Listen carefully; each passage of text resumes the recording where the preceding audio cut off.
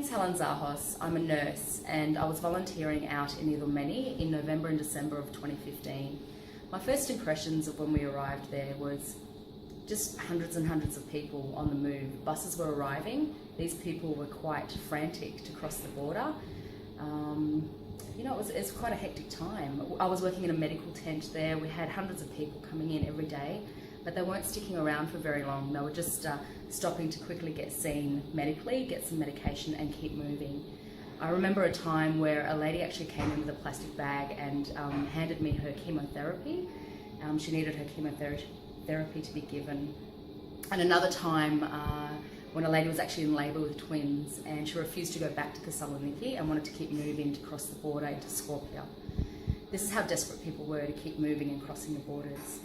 In early December, I was there for the very first border closures. For me, it was quite a stressful time because there was a lot of confusion amongst the crowd.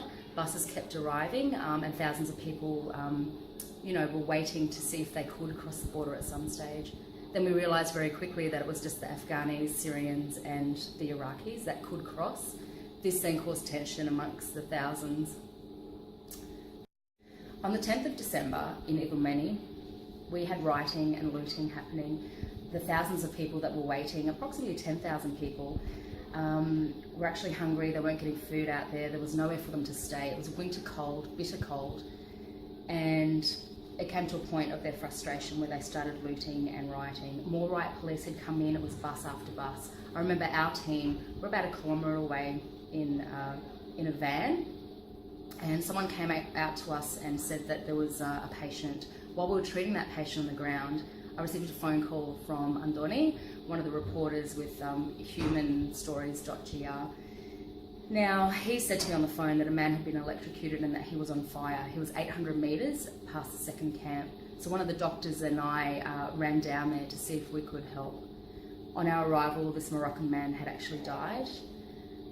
There was a lot of confusion, a lot of anger amongst the people, and of course a grieving family that we had to deal with.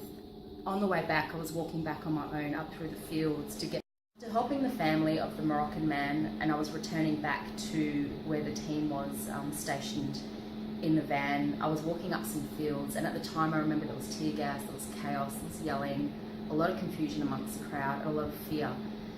And I remember a patient being carried out through the crowd, and they placed him down on the ground in front of me.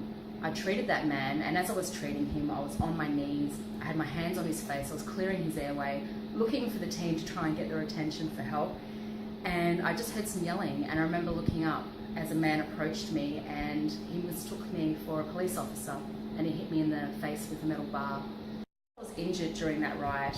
I don't feel any hatred towards the man that hit me. As soon as he realised that I was injured, he apologised. He mistook me for a police officer.